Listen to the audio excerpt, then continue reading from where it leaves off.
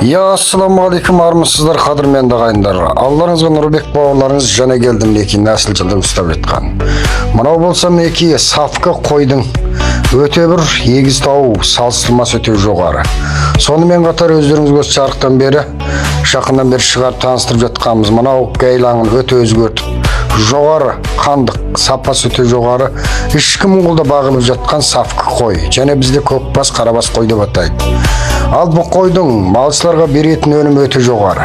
14-15 айда 2 төлдетуге болады.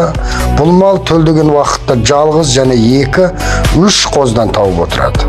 Сол үшін бұны жалпы малшы қауымдардың ойласып көруіне тыстадық ағайындар. Әрқандай Шинжаңның ыстық және суық районы, таулы жайлау, қора отан бәріне көнімді және ет беру ролы өте жоғары. Сүтті өз қозысын өте керемет бағып алады. Ет беру ниспеті өте жоғары. Қазіргі базардағы сұрап тұрған малдың бірі. Еті қаракесек болады. Сол үшін ағайындар бізбен хабарласыңыздар. 193 90 46 79 11. Біз өзіміз жеткізіп апарып береміз малымызды. Топ алған бауырластарға 20-30-дан болса және де бағада келісім бар.